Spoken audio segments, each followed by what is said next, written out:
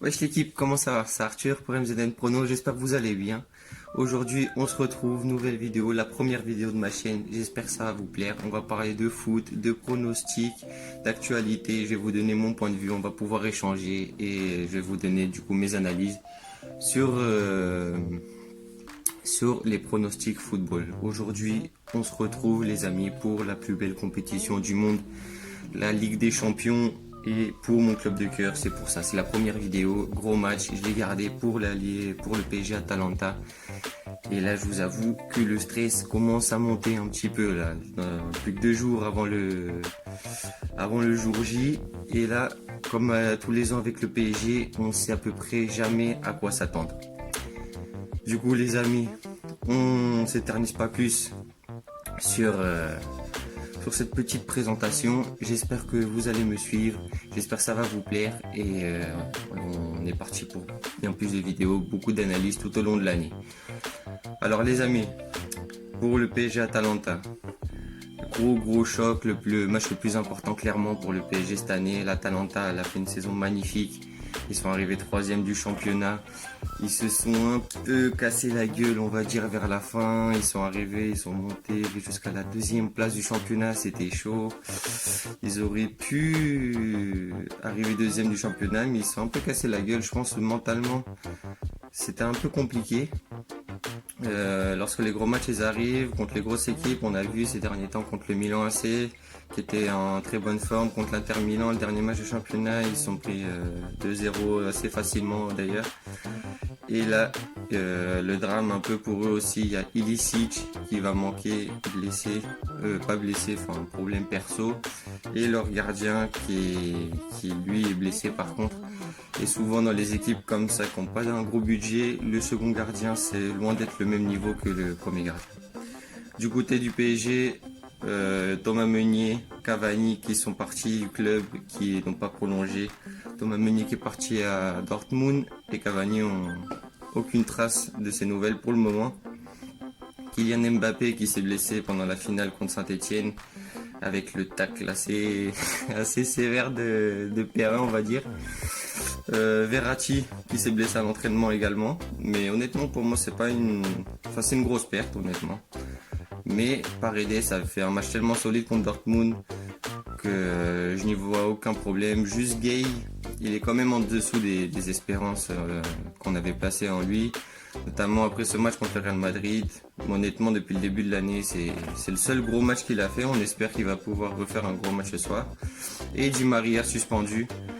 Du coup, là, il y a une petite interrogation par rapport à Di Maria. Normalement, ça va jouer en 4-3-3, je pense, avec Marquinhos en 6, point de basse, avec Paredes, Gay en milieu en 8, du coup. Et une défense Kimpembe, Thiago Silva. Petite inquiétude aussi, petite interrogation par rapport à l'arrière gauche. On ne sait pas si ça va être Baker, si ça va être Kurzawa ou Bernat, qui a repris un peu de temps de jeu contre Sochaux, mais ça risque d'être un peu limité. Mais si je me trompe pas, ils auront le droit à 5 changements par équipe. Du coup, ça pourrait peut-être tenter Tourelle de mettre Bernat, parce qu'honnêtement, c'est quand même le meilleur arrière gauche de très loin. Au PSG quand il est en forme, hein, clairement. Mais s'il risque de manquer un peu de riz, peut-être il le mettra et avec ses 5 changements, il fera rentrer Baker ou Kurzawa pour la fin de match. Et également, petite inquiétude pour moi, c'est Kehrer. Clairement, arrière droit, Kehrer, l'année dernière, c'était le gouffre absolu contre Manchester United. Le plus gros match de l'année, il s'est clairement chié dessus. Et il nous a fait un peu perdre le match. Et je pense que c'est lui avec Buffon qui nous a un peu fait rentrer dans le doute dans ce match contre Manchester United. Et du coup, c'est à cause de ça. Après, l'équipe, elle a douté, etc. On connaît la suite. Bon, honnêtement, par contre, là, je pense que l'Atalanta est plus désavantagée parce que en général, ce genre d'équipe, dès que tu leur enlèves leur meilleur joueur, ça perd quand même une grosse puissance offensive. Je vois quand même le PSG s'imposer, mais bon, comme on sait tous les ans avec le PSG, c'est compliqué. On ne sait absolument jamais à quoi s'attendre. Du coup, pour moi, ça sera quand même une victoire du PSG, qui est à 2,08 les amis. C'est une très belle cote, honnêtement. Honnêtement, j'y crois. Et je reste le plus objectif possible. J'y crois. Mais tout peut se passer, on va dire. Il y a une cote, il y a une très très belle cote aussi, je pense, elle est encore plus safe. C'est la cote de Neymar buteur. Neymar buteur à 2,32, franchement c'est énorme, je trouve, pour Neymar buteur à 2,32. Il a marqué contre Saint-Etienne. Il a été le meilleur joueur du match contre la finale, pendant la finale contre Lyon, excusez-moi, après Verratti. Franchement, il est hyper motivé, ça se sent là qu'il a jamais été autant épanoui depuis qu'il est arrivé au PSG. Il a vraiment envie de marquer, il ne cesse de le répéter. Et Neymar, c'est pas un joueur qui se cache dans les grands rendez-vous. Là, ça va être la première fois qu'il pourra faire un quart de finale avec le PSG. Et j'y crois fort. Et 2,32, franchement, c'est vraiment une cote qui se prend facilement. Et une dernière cote aussi à vous proposer sur ce match-là, c'est le but pour les deux équipes, 1,47. Malgré le fait qu'il n'y ait pas Ilicic, du côté de l'Atalanta, ils ont quand même une très belle force offensive, notamment avec leurs deux joueurs colombiens, Zapata et Muriel. Et je pense qu'il y a de quoi faire quand même. Ils pourraient mettre un but, mais je vois plus quand même la qualif du côté PSG pour ce match. Deuxième match de Ligue des Champions, les amis, un petit bonus, on va dire. Atlético Leipzig. Honnêtement, je vois vraiment l'Atlético se qualifier assez facilement. L'Atlético, pour eux, c'est un régal, les équipes offensives. Ils sont tellement chiants tactiquement, ils sont tellement durs à bouger, ils vont tout le temps choper un contre, une petite action, un exploit perso. Ils ont des joueurs fantastiques en attaque, Koke, Saúl Ñíguez qui ont une technique incroyable, Costa, João Félix. Honnêtement, je les vois se qualifier assez facilement.